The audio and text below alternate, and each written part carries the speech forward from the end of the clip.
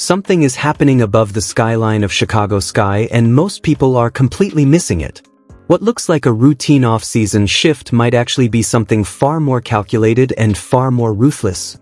This isn't about basketball anymore. This is about power, leverage, and the cold reality of business in professional sports. Because behind the scenes, a silent corporate shakeup may already be underway, and at the center of it is Angel Reese. Fans love to believe in loyalty. They think franchises protect their stars, especially high-profile rookies with massive followings. But that belief collapses the moment business interests are threatened. In reality, professional sports operate like high-stakes corporations, and when assets stop aligning with financial goals, decisions get brutal. Let's rewind. At the end of last season, the Chicago Sky weren't just chasing wins, they were fighting for survival. A playoff spot wasn't optional, it was essential. Post-season revenue, ticket sales, media exposure, millions of dollars were on the line. Ownership needed results, not distractions. And then everything shifted.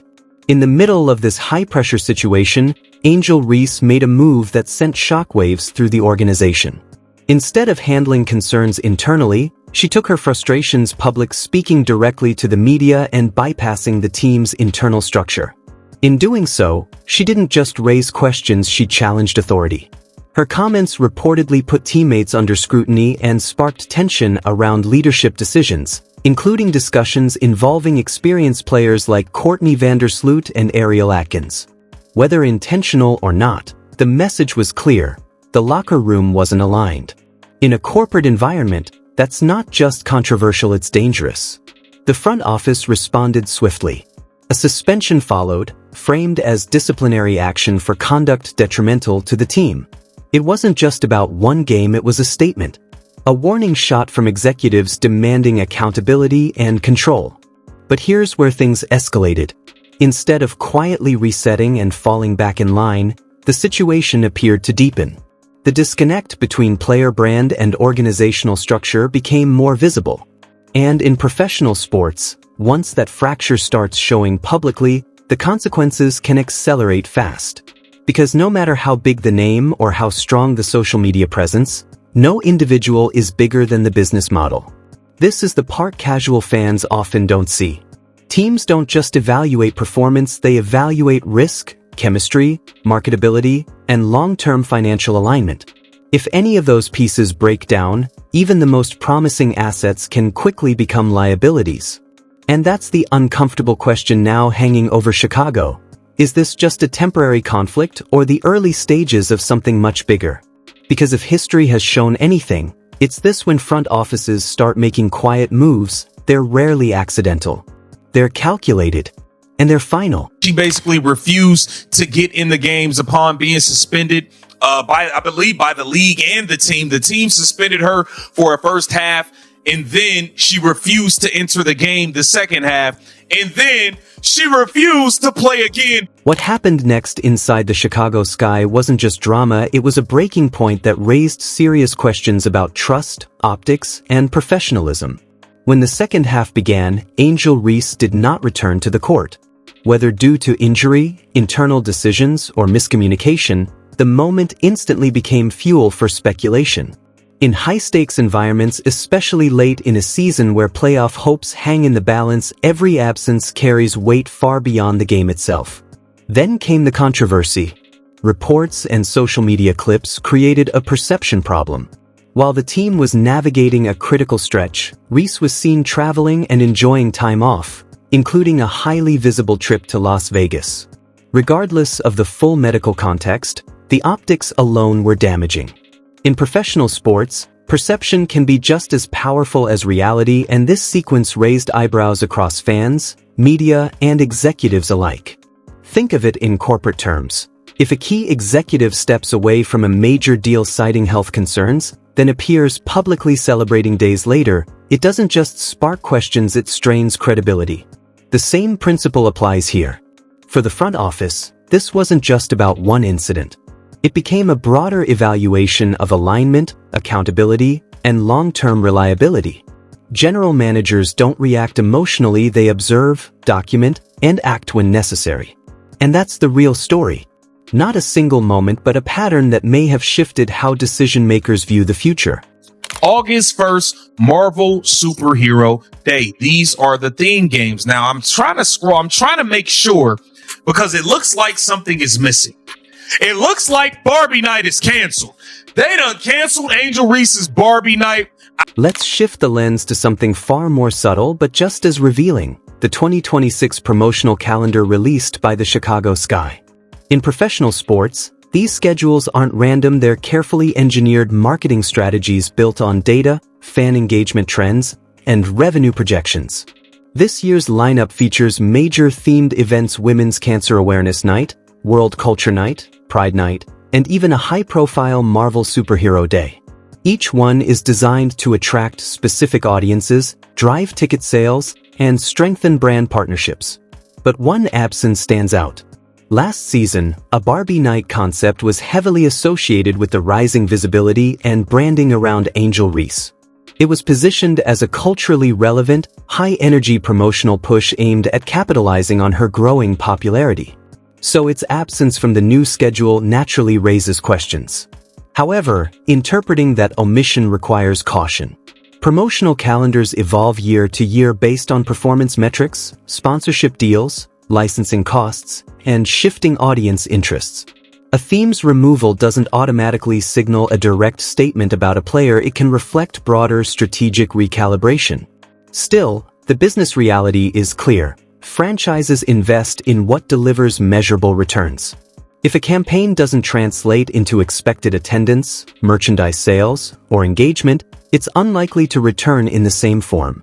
So while the missing theme may feel significant, it's best understood not as a dramatic execution, but as part of the constant adjustment process teams use to refine their commercial strategy in a competitive sports market. The bus. I watched her throw all these other players under the bus. Why would I go sign over there? They already suck. They're already terrible. Why would I want to go over there and potentially get thrown under the bus by their biggest star player? You think free agents didn't see that? Now shift to the business side, the part that rarely gets headlines but shapes everything. Free agency. The Chicago Sky aren't just making roster decisions, they're navigating perception, chemistry, and long-term strategy in a highly competitive market. In today's WNBA landscape, especially under evolving salary structures, top players have more leverage than ever. Elite free agents look beyond contracts, they evaluate culture, stability, coaching, and the overall direction of a franchise. Money matters, but environment often decides where stars commit. That's where things become complicated. When a team experiences visible tension or public controversy, it can influence how outsiders view the organization. Fair or not, players and agents pay attention to how situations are handled internally and publicly. It becomes part of the decision-making equation. The same dynamic extends to the draft.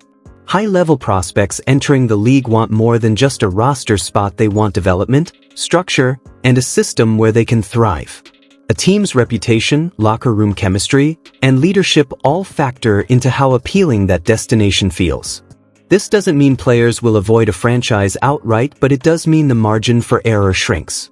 Teams must work harder to present stability, vision, and trust. Because in modern professional sports, talent isn't just recruited, it chooses where it believes it can succeed. That's the direction we're going to move, is that she's on the roster. Until I hear differently. Reese, the number 7 pick in the 2024 draft, was suspended for a half after making comments to the Chicago Tribune that the franchise deemed detrimental to the team. An organizational decision that came. Let that quote sink in for a moment, because sometimes the most controlled answers reveal the most. When the general manager of the Chicago Sky was asked about the situation surrounding Angel Reese, the response was simple: she's on the roster until further notice. On the surface, it sounds neutral, professional, standard. But in the language of front offices, that kind of phrasing often signals uncertainty, not commitment. It's not a strong endorsement, not a clear long-term vision. It's a holding position. A way of keeping options open while decisions are still being evaluated behind closed doors. And that's where things get interesting. In modern professional sports, communication is rarely accidental. Every word is measured, especially when it comes from leadership. Statements like this can quietly signal to the rest of the league that a player's future is still being assessed without making any direct declarations. At the same time, it reflects a broader challenge the organization may be facing. When a team goes through a period of public scrutiny or internal tension, it can impact everything: free agency conversations, player development, and overall perception across the league. Front offices have to think several moves ahead. They're balancing performance, chemistry, public image, and long-term strategy all at once. And when those elements feel misaligned, they don't rush, they reassess. That's what this moment feels like. Not a dramatic end, but a critical evaluation point. A phase where leadership is weighing all variables: on-court production, locker room dynamics, brand impact, and future roster construction. Because the reality is, today's WNBA isn't just about talent, it's about fit. Teams are building identities, cultures, and systems that need to function cohesively under pressure. And when something disrupts that balance, even slightly, it forces deeper conversations. For Chicago, the upcoming offseason becomes pivotal. Every move, whether it's retaining players, making trades, or targeting new talent, will shape how the franchise is perceived moving forward. The margin for error is small, and the decisions carry long-term consequences. But this isn't chaos, it's strategy unfolding in real time. And for fans watching closely, this is where the real story lives. Not just in headlines or speculation, but in how organizations respond when tested. Because in the end, professional sports always come back to one thing: alignment between players, leadership, and vision. And right now, all eyes are on how Chicago defines theirs next.